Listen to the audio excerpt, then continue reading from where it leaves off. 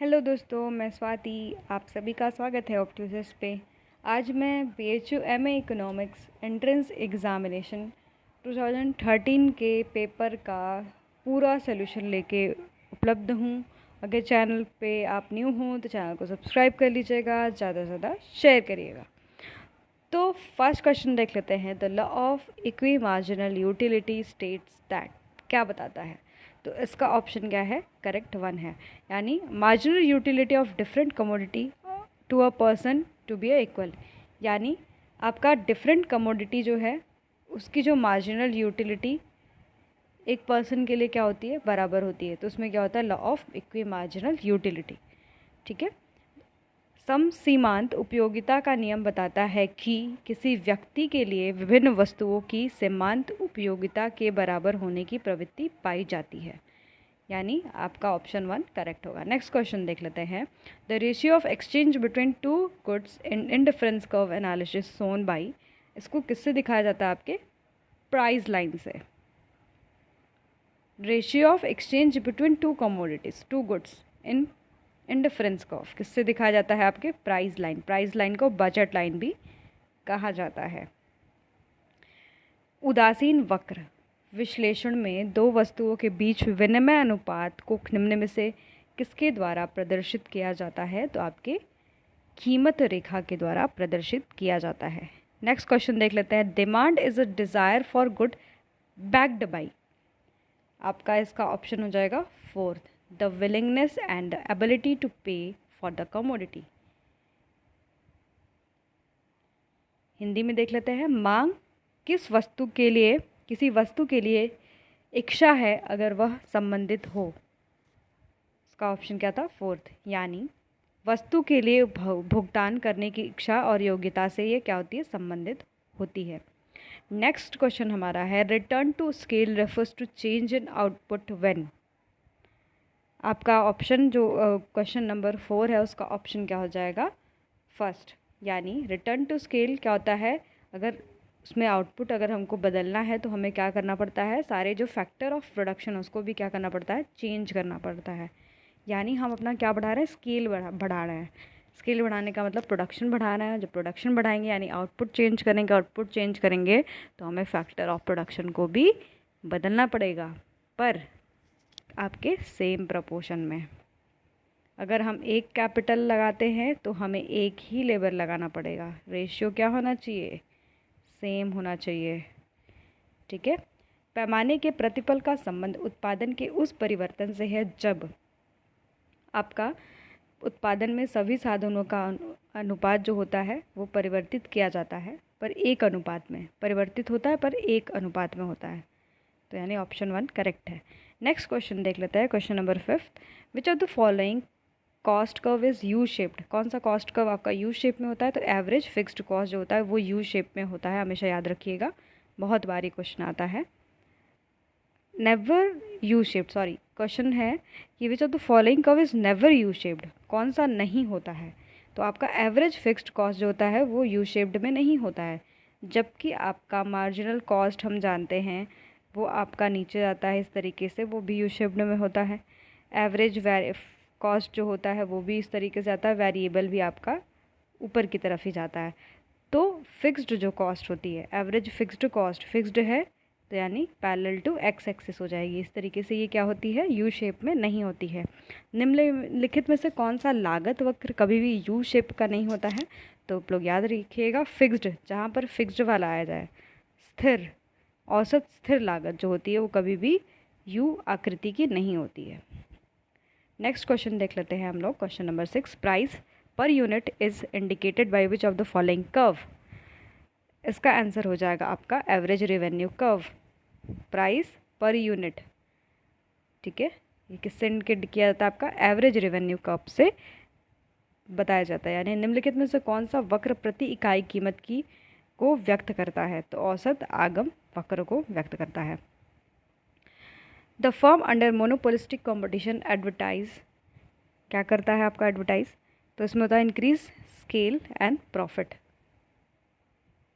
यानी आपका एडवर्टाइज इसलिए करता है क्योंकि उसे अपना इंक्रीज सेल करना पड़ता है और प्रॉफिट को बढ़ाना पड़ता है, इस वजह से वो एडवर्टाइजेस करता है। तो मोनोपोलिस्टिक कंपटीशन में आपका एडवर्टाइजमेंट पाया जाता है, याद रखिएगा। एकाधिकारात्मक प्रतियोगिता में एक फर्म विज्ञापन करती है, क्यों करती है? क्योंकि आपका वो क्या इंक्रीज करना चाहती है? स्केल एंड प्रॉफिट, यानी बिक्री और लाभ को बढ़ाने के लिए ऐसा काम करती है वो। ठीक है, तो नेक्स्ट क्वेश्चन है, give the demand curve faced by the monopolist can fix. Question number 8 का ऑप्शन नंबर क्या है? बी करेक्ट है, सेकंड वाला, आइदर प्राइस और आउटपुट। वो क्या फिक्स करती है? या फिर प्राइस फिक्स करती है या फिर आउटपुट फिक्स करती है। एकाधिकारी या का मांग वक्र की दिया हुआ होने पर एकाधिकारी निर्धारित करता है क्या? या तो कीमत निर्धारित करता है या फिर उत्पाद को निर्धारित करता है।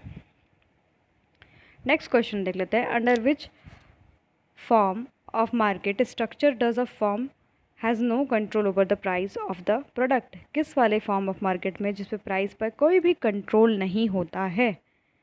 तो इसका आंसर हो जाएगा परफेक्ट कंपटीशन में, क्योंकि परफेक्ट कंपटीशन में जो मार्केट होती है वो क्या होती है? Price taker. कैरेक्टरिस्टिक है ना, प्राइस क्या होती है?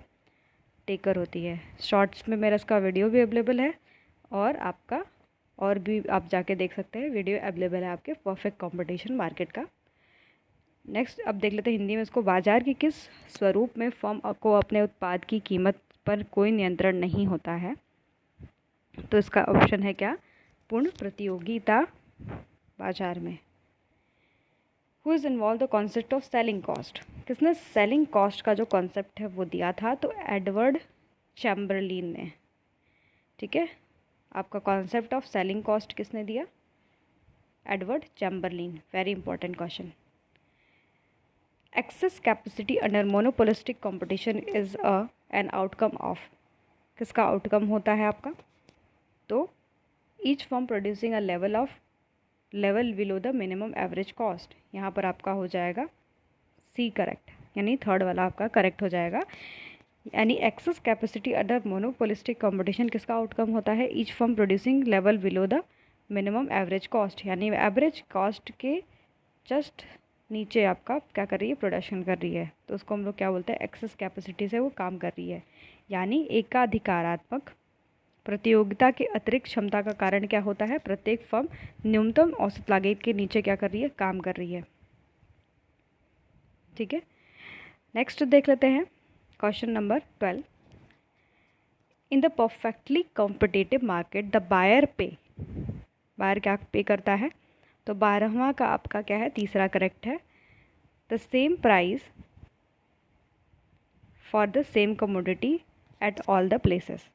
यानी इसमें क्या करता है? सेम प्राइस पे करता है सेम कमोडिटी के लिए, क्योंकि इसमें जो कमोडिटी होती है वो कैसी होती है? आइडेंटिकल होती है। और कैसी होती है? होमोजीनियस। इसको होमोजीनियस भी बोला जाता है।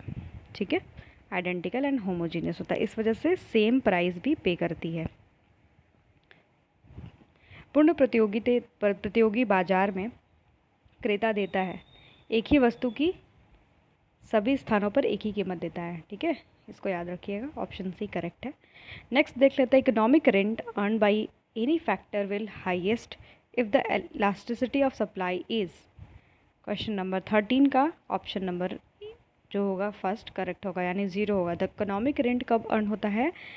The factor of the highest elasticity of supply is 0, यानी किसी साधन द्वारा अर्जित किया हुआ अधिक आर्थिक जो लगान होता है वो अधिकतम होगा अगर उसकी पूर्ति का लोड जो होगा वो क्या होगा? आपका क्या होगा? 0 होगा। ठीक है, रेंट कब आएगा? जब आपका इलास्टिसिटी ऑफ सप्लाई जो होगा वो क्या होगा? 0 होगा। ठीक है, तो आपका इकोनॉमिक रेंट क्या होगा? वो आएगा किसी भी फैक्टर पे। ठीक है, तो इसमें आपका 0 क्या हो जाएगा? उत्तर हो जाएगा। नेक्स्ट क्वेश्चन देख लेते हैं, quasi rent occur because of the application of. Quasi rent जो कॉन्सेप्ट है वो क्यों आता है?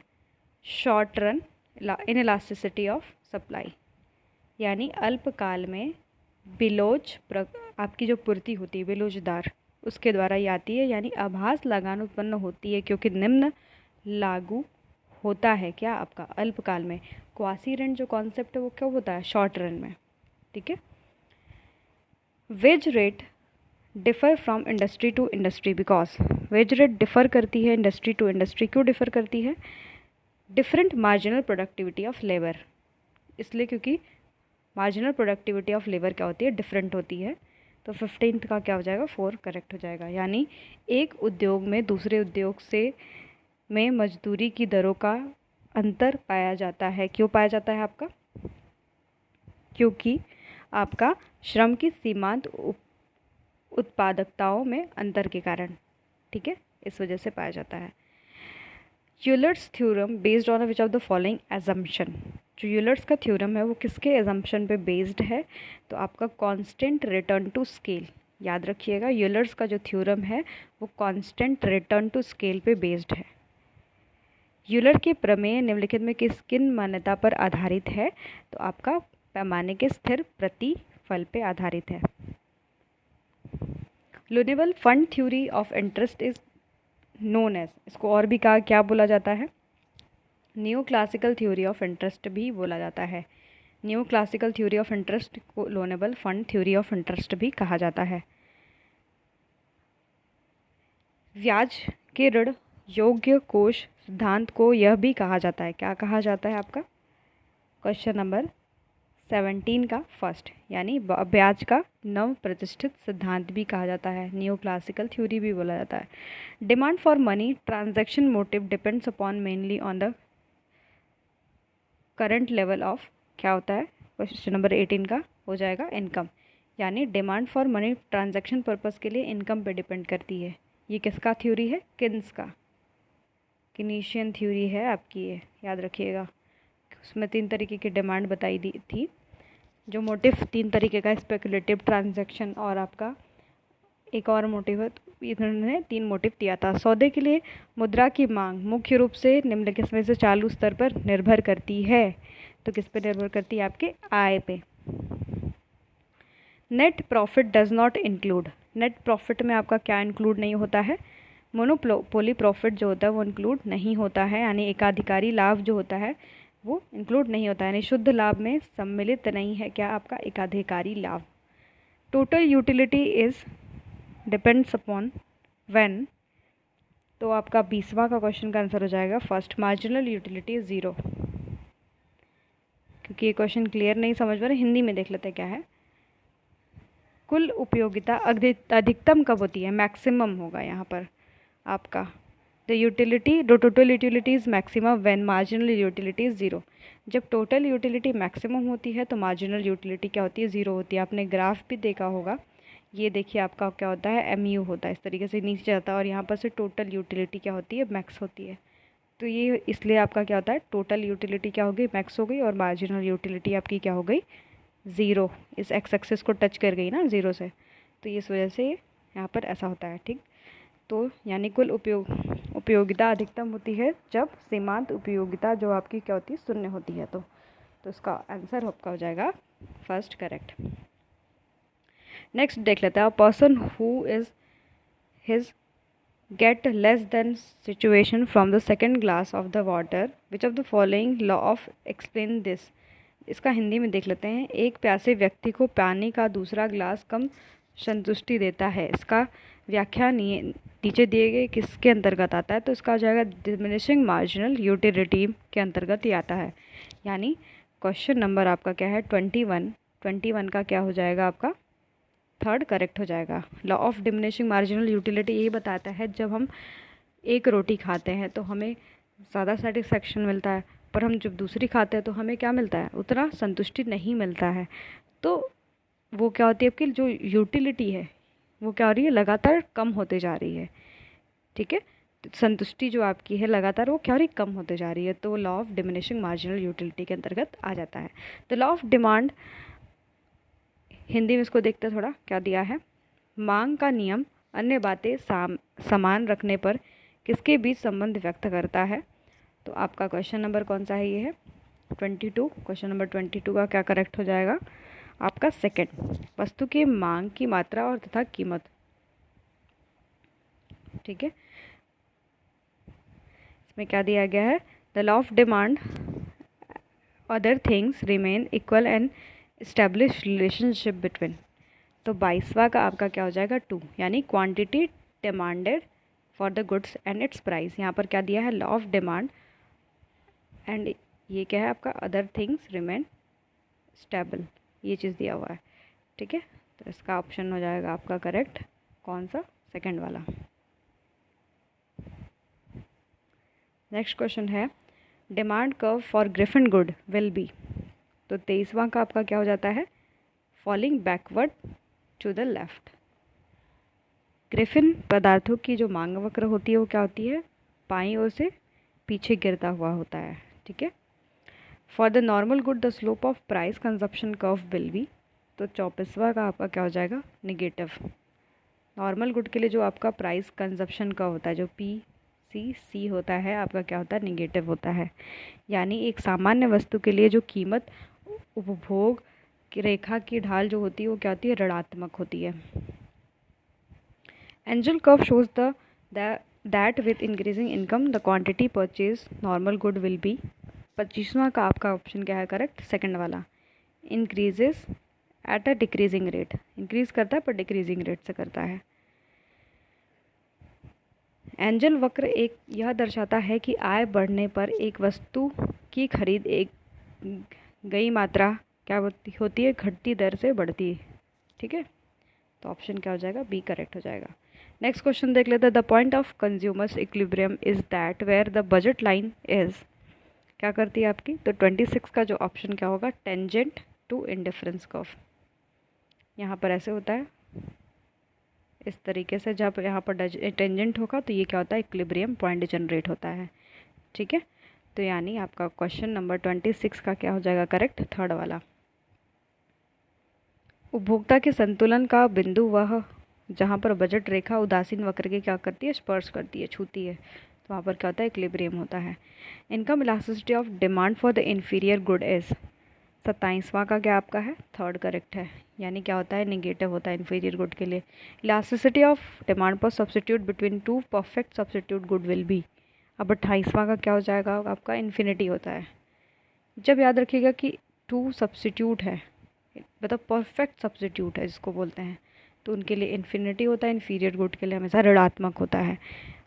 यहाँ पर देख लीजिए, यहाँ पर क्या था, अतः सामान्य घटी वस्तु के लिए क्या होती है, आय का जो मांग का लोच होता है वो क्या होता है, आपका ऋणात्मक होता है।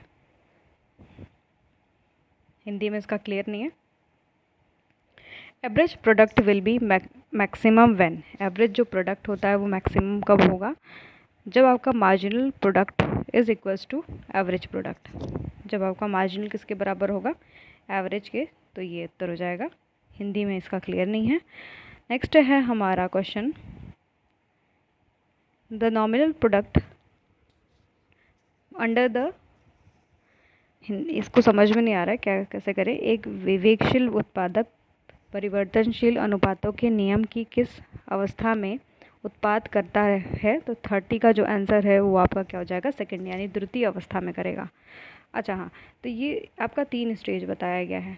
जैसे क्या होता है, एक इंक्रीजिंग, फिर क्या होता है डिमिनिशिंग, फिर क्या होता है डिक्रीजिंग। तो जो उत्पादक होता है ना वो हमेशा सेकंड वाले फेज़ को चूज़ करता है। 3 होता है आपके रिटर्न ना, increasing return to return, decreasing diminishing return and decreasing return. तो जो डिक्रीजिंग रिटर्न होता है वो जो उत्पादक होता है उसको ज़्यादा अच्छा मानता है अवस्था को। तो जो विवेकशील उत्पादक होता है वो हमेशा दूसरी जो अवस्था है रिटर्न टू स्केल की, उस रिटर्न टू आपकी रिटर्न की, तो उसको चूज़ करता है। नेक्स्ट हमारा Cobb Douglas production function yield क्या बताता है आपका, कॉब डगलस प्रोडक्शन फंक्शन, तो ये बताता है कांस्टेंट रिटर्न टू स्केल। ठीक है, कांस्टेंट रिटर्न टू स्केल बताता है। कॉब डगलस उत्पादन फलन से प्राप्त होता है क्या आपका, पैमाने के स्थिर प्रतिफल पता चलता है। नेक्स्ट क्वेश्चन है एन आइसोक्वांट क्या होता है, आइसोक्वांट आपका, तो ये होता है convex to the origin. Concave इस तरीके से होता है, कॉन्वेक्स इस तरीके से, तो ये होगा आपका आइसोक्वांट। ठीक है, एक समुत्पाद वक्र जो होता है आपका क्या होता है, 32वां का, उद्गम बिंदु से उन टू दर, यानी कॉन्वेक्स टू द ओरिजिन हो जाएगा। ठीक है, नेक्स्ट क्वेश्चन देख लेते हैं, which of the following curve represent the price per unit. कौन सा प्राइस पर यूनिट बताता है? तो 33वां का आपका क्या होता है? Average revenue curve. अभी ये पिछला क्वेश्चन अभी ये आया था, तो एवरेज रेवेन्यू कर्व क्या बताता है? Price per unit. ठीक है, एवरेज पर यूनिट ही निकलती है। निम्नलिखित में से कौन सा वक्र प्रति इकाई कीमत को व्यक्त करता है? तो औसत आगम वक्र को प्रदर्शित करता है। 35 तक देख लेते हैं, फिर उसके बाद नेक्स्ट वीडियो में कवर कर लेंगे। Which of the equilibrium of the firm first condition, कब आपका जो इक्विलिब्रियम में होता है फर्म? तो 34 का आपका आंसर है second, MR equals to MC। MR equals to MC होगा तो आपका फॉर्म क्या होगा? इक्विलिब्रियम में होगा। The slope of total variable cost curve is equals to, किसके बराबर होता है आपका? तो 35वां का क्या होता है? मार्जिनल कॉस्ट के बराबर होता है। यानी कोई परिवर्तनशील लागत वक्र ढाल बराबर होती है किसके? सीमांत लागत के बराबर होती है। तो अब ये 35 क्वेश्चन रहा। नेक्स्ट वीडियो में हम लोग 35 के बाद के क्वेश्चन को कवर करेंगे। अगर आपको ये अच्छा लग रहा हो सीरीज़ तो please like share and subscribe करना ना भूलिएगा। Thanks for watching.